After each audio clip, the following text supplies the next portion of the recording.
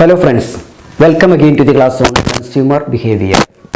Today we discuss one of the most important models of consumer behavior, the Sheth's model of buying behavior. This model was proposed by two well-known professors, John Howard and Jagadish Sheth. In 1969, they put forward the model in their publication titled The Theory of Buyer Behavior. Howard Sheth's model is one of the modern models on buying behavior of consumers. It is also known as one of the specific models on buying behavior. This model describes how the consumer behaves in the market. It explains the variables influencing the buyers before and during the purchase action. It also explains the processes taking place inside the mind of buyer and the nature and types of decisions that the buyer makes after rational thinking. The Howard-Sheth model has four parts. They are termed as input variables, hypothetical constructs, output variables, and exogenous variables. The input variables are information and cues received to the buyer from the market or from other sources. The hypothetical constructs are the psychological processes inside the mind of the buyer before and during the buying action. The output variables are the decisions or conclusions of the buyer. The exogenous variables are those outside factors in the environment which affect the buyer throughout the decision-making process. In fact, the exogenous variables are not part of the model. They are included in the model as part of external environment which can influence the buyer and his decision-making process directly or indirectly throughout the entire process. We can describe the model by explaining the step-by-step processes the buyer goes through before and during the buying action. We can start with input variables. Input variables include the stimuli and information cues which influence or attract consumers towards the product. These may be advertisements, attractive sales promotion strategies, newspaper reports, or opinions of friends and family, etc. etc. According to Howard-Sheth model, there are three types of input variables. They are significative stimuli, symbolic stimuli, and social stimuli. Significative stimuli are the marketing stimuli in the form of product features and marketing strategies. The symbolic stimuli are the consumer understanding of the significative stimuli. The third stimuli are social stimuli. These are the social factors which influence and attract consumer towards the product. Here you can see the diagrammatic representation of the model. In the first part, the input variables are given under three heads: significative, symbolic, and social. The significative stimuli are the product features and characteristics. These include product quality, price, uniqueness of the product, availability of the product, services of the product including repair, guarantee, warranty, after sale service, etc. These all are offered by the marketer to the consumer. Significative stimuli are considered the strongest and most influential input variables. These are very much significant in buying decisions, and that is why these are called significative stimuli. The next is symbolic stimuli. These include the same variables under the head significative, such as product quality, price, uniqueness of the product, availability, services, etc. Why the same variables are seen here? Under significative stimuli, these variables are given as product features, but under symbolic stimuli, These variables are to be viewed from the part of the consumer, how the consumer interprets and understands these features. In other words, the symbolic stimuli are the consumer version of the significative stimuli. We cannot say that the consumer believes all that the marketer offers through advertisements. For example, take the case of advertisement of toilet soaps. The manufacturer says that the soap is made up of 100% Ayurvedic ingredients and therefore capable of solving your skin problems and making you more beautiful. These are the claims and offers from the part of marketer. These are called the significative stimuli. But the consumer is not ready to believe all this. For example, the consumer believes that 50% of the ingredients of the soap may be Ayurvedic. He believes that perhaps some minor issues on the skin may be cured by using the soap. And he doesn't believe that the soap can make you beautiful. That means the significative stimuli promoted and advertised by the manufacturer are not accepted by the consumers in the same sense and intensity. Here, the significative stimuli are redefined by the buyer and are accepted on the basis of his own interpretation. These redefined stimuli are called symbolic stimuli. Thus, we can say that the symbolic stimuli are the consumer version of the significative stimuli. In the case of price also, it is relevant. Maruti cars are often marketed as economical and suitable for ordinary class people. Rich people may think that Maruti cars are less expensive and economical, but poor people think it is costly. That means the product features are taken by consumers according to their level of income or ability and knowledge. Okay, come to the next input, the third input variables. It is called social stimuli. These variables are the stimuli aroused out of social life of human beings. These include influences of family, reference groups, society, etc. Now, the input variables are clear. We can move to the second part, that is the processing part. This part of the model is called hypothetical constructs. This explains the complex state of mind where all the psychological processes are taking place. Here the information cues are evaluated on the basis of attitude, perception, motives, etc. It explains the way the consumer compares information about variable products in order to choose the best which fits his needs and desires. The model says that the information processing is taking place in the mind in a two-step process. On one side of the mind, the perception about the product is created, and on the other side, the attitude and purchase intention are developed. The model explains these two as perceptual constructs and learning constructs. The output of the perceptual constructs is the formation of a perception towards the product. The output of the learning constructs may be the purchase intention or the purchase action. The consumer can take a decision against purchase also. Firstly, we can see how the perceptual constructs are formed. Under perceptual constructs, the model explains how the perception towards the product is formed in the mind of consumer. We can examine the process. In the perceptual constructs, we can see some variables such as overt search, stimulus ambiguity, attention, and perceptual bias.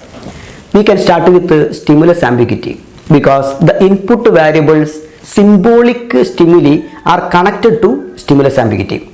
We have already understood that the symbolic variables show how the information and cues about the product are understood by the consumer. Here, as part of the marketing efforts by the marketer, a lot of information may reach to the consumer, and because of the information overload, he may get confused. Or sometimes he may not get sufficient or enough idea about the product. Or sometimes the consumer may not have proper knowledge or experience to understand the information received to him. However, in most of the situations, the consumer may not be ready to believe all that the marketer claims. He may have some doubts on these claims, whether to believe it or not. So what happens? He is getting confused with all. This is how the ambiguity is created. Ambiguity is the vagueness or doubt or confusion over the product features. Ambiguity creates some vague idea about the product in the mind of consumer. This is how he starts to pay more attention to the product features. We can see an arrow mark starting from stimulus ambiguity is directed to attention. This means that the ambiguity urges the consumer to attend the product more seriously in order to get clarity of information. On the other side, the ambiguity urges the consumer to collect more information about the product from various available sources. This is how he starts over to search. He searches for more information about the product. This search leads him to various sources of information. We know that many commercial and non-commercial sources are there to supply information. The consumer can make use of some commercial sources such as company websites, advertisements of the product, or he can directly go to a showroom and collect information directly from the salespersons. All these are the commercial sources. He can also make use of some non-commercial sources such as newspaper reports, reviews, opinions of family members, friends, relatives, or he can collect the usage experiences from previous users. Based on all this information, he comes to a conclusion about the product. This is the perception formed in the mind of consumer. In the model, the perception formed is mentioned as perception bias. It means that while processing the information received from various sources, there is every possibility to reach to a biased conclusion, a biased perception. The consumer is a human being, and therefore he may have his own tastes and preferences. While processing the information, these tastes and preferences of consumer influence the mind to get into a conclusion favorable to his own interests. This is how the perception gets biased. I may explain this with an example. You are college students. Do you have any idea to buy a two-wheeler to go to college? You may have such an idea because you are getting a lot of information from many sources. The marketers of two-wheelers are advertising their products in newspapers, magazines, and television. Moreover, a number of your friends are using two-wheelers. Of course, it will be a comfortable thing if you get one. Still now, you had no thought of buying a two-wheeler because your father has not given the permission to buy one. Now, your father permitted you to buy a two-wheeler at your choice. How do you proceed with the purchase? Really, now you are a little bit confused. A dream is getting accomplished. Now, what to buy? From where to buy? Yes, we need to think and should take a wise decision. Some of you may have very clear and thorough knowledge about two-wheelers and its various brands. Some of you may have some knowledge. Still, some others may have no idea. What is your level of knowledge? Now you realize that the information you had acquired so far is not enough to take a good buying decision. Some information requires more clarification. It is better to collect some more idea about the engine capacity, power and mileage of some good brands. Even though you have some preferences about the overall look and style of the two-wheeler, some clarifications are required about engine pickup and riding comfort, etc. Here you have some ambiguity or confusion, and therefore you decide to make an overt search to get more accurate information. You know that your father is very specific about the price, safety and mileage of the two-wheeler. Actually, you are not at all bothered about all this. You are more specific in the performance of the engine and the overall style and look of the vehicle, etc. That means when you make a choice, your taste such as overall style, look, performance, etc. would get some preference over and above all other features. Thus, your perception becomes biased. It gives more weightage to your own preferences. This is perception bias. Thus, the perceptual constructs are concluded with the formation of perception. Not an impartial perception, but a biased perception. Okay, now we can look at the other side of the mind where learning constructs are formed. Learning constructs explain how the buyer forms attitudes, opinions, and how the brand comprehension is made. How does he get into buying decisions, etc. When we look at the diagram, we can see that this set of constructs include variables such as motives, confidence, attitude, choice criteria, brand comprehension, and purchase intention. We have already studied that the learning is the basis of behavior and learning makes changes in behavior. In the case of buying behavior also, the learning is relevant. This is the reason why this stage is called learning constructs. From the model, it is very clear that the variables start from motive and end with intention. Motive is the buying motive and it is the basis of all buying actions. As explained in the example, we have some motives behind the purchase of two-wheeler. In addition to motive, we have some choice criteria also. Choice criteria is based on various features of the product. It may vary from person to person according to the perception bias.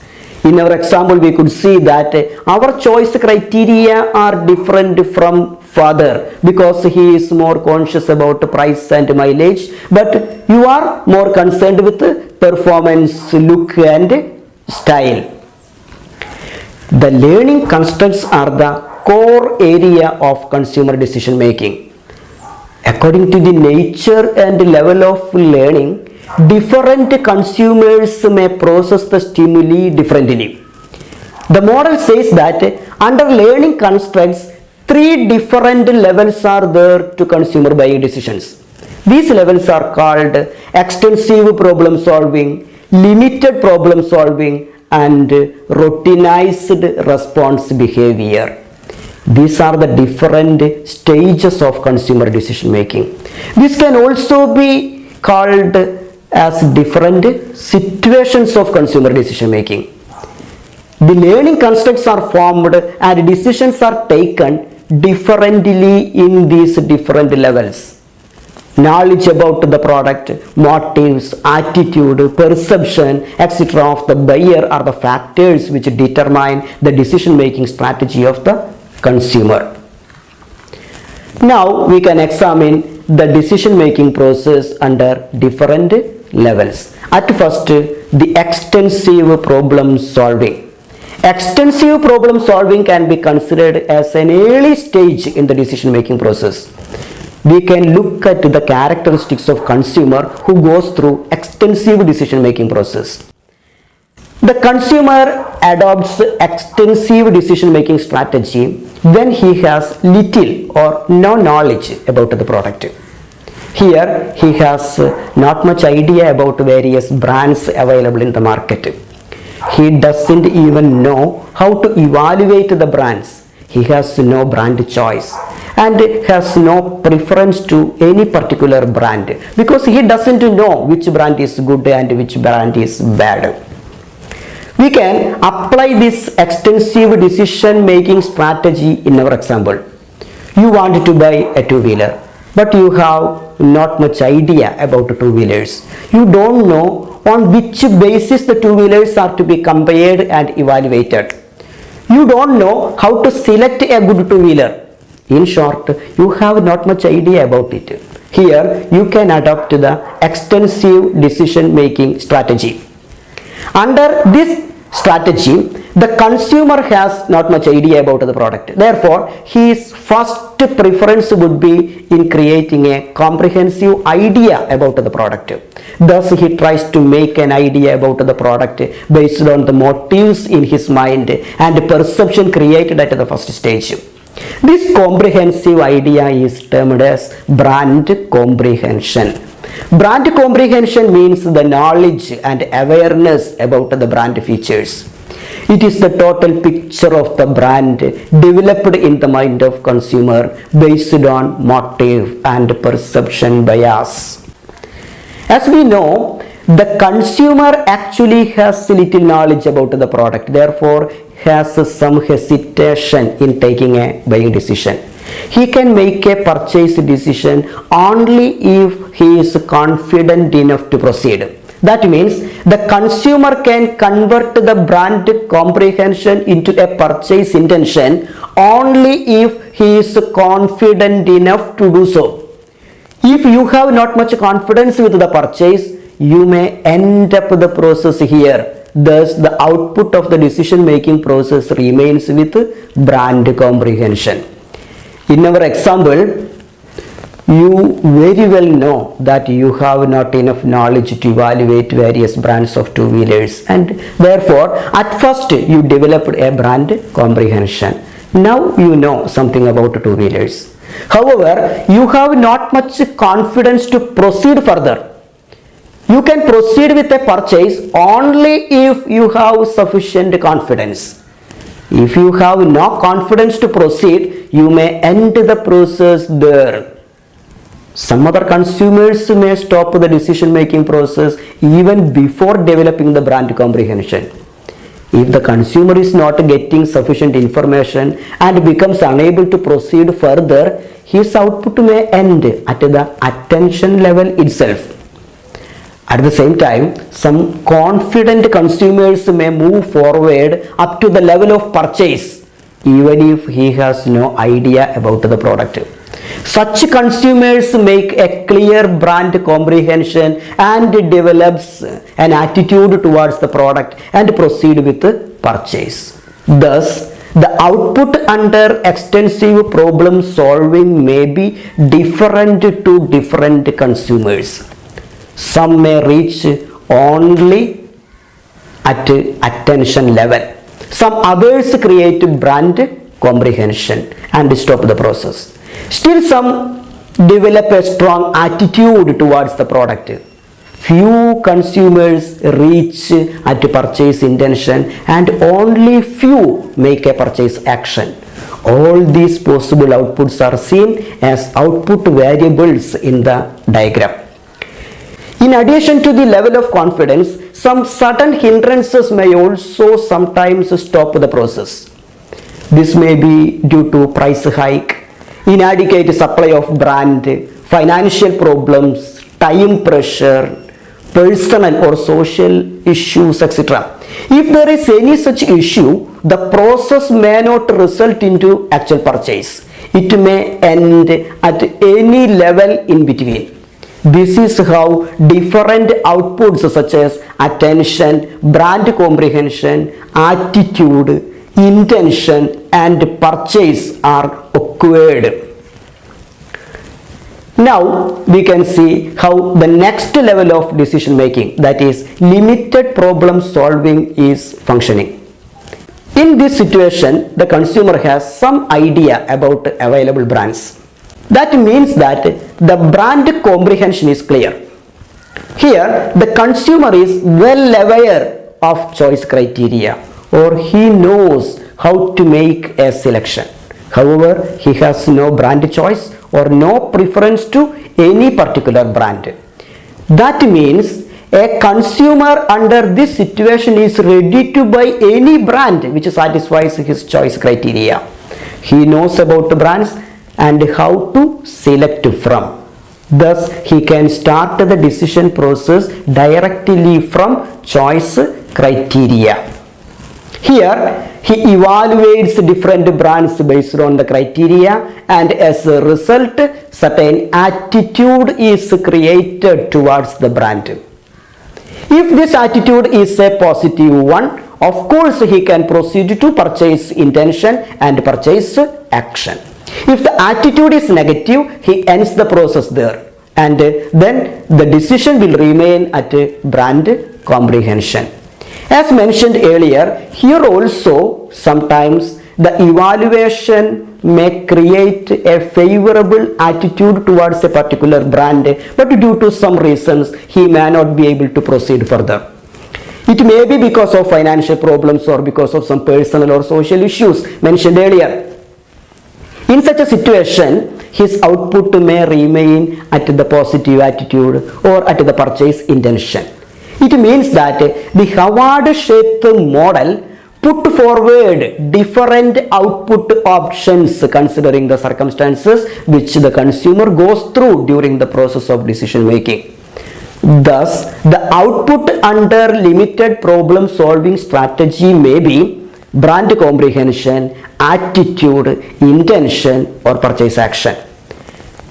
The output attention is not possible under limited problem solving because the consumer has already acquired clear idea about the product and there is no question of attention here. Therefore, he started the decision process from brand comprehension. Now, the third level of decision making, routinized response behavior. Under routinized response behavior, at first we can look at the consumer characteristics. Here the consumer has clear and specific knowledge about the brands and has very clear choice also. Therefore, the consumer requires neither the development of brand comprehension nor the evaluation of products. Here the consumer may be considered as a loyal consumer. Therefore, he has a strong attachment to a particular brand. Because of this, he may not be ready to evaluate or compare the features of other brands. Under this situation, the consumer decision making is directly starting from the attitude and reaches to purchase intention. That means here the decision making process is comparatively easy and quick. However, as seen in the other situations, the decisions may end at any level before reaching at purchase action due to many other reasons. Then the possible output may be attitude, intention, or purchase action. The next constructs are called external variables. This is the last part of the model. In the model, these are called exogenous variables. They are the social, cultural, or economic factors which affect the consumer buying behavior. These include variables such as social setting, social class of the consumer, culture prevailing in the society, income level of consumer, the character traits of the consumer, the pressure of time, status, social class, etc., etc. The role of exogenous variables is also relevant in the model.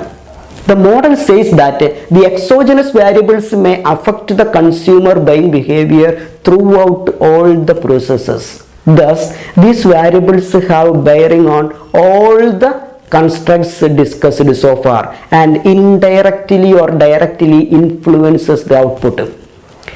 Even though the external variables have not been presented in the model and are not direct part of the decision making process, these have a significant impact on consumer decisions and are used in the marketing activities as a criteria for segmentation. When look at the diagram, we can see some dotted lines in the area of hypothetical constructs. These are the feedback lines. We can see a dotted line is starting from purchase and ends at satisfaction. This means that after purchase, the consumer gets satisfaction, and this satisfaction may be added to the brand awareness as a feedback. This will reflect in the next purchase decision. Similarly, some dotted lines are also starting from attitude and confidence, showing that the attitude and confidence created out of first evaluation will be added to the attention and perception. This clearly shows that the level of attention and the nature of perception formed towards the product at the beginning may be deferred after.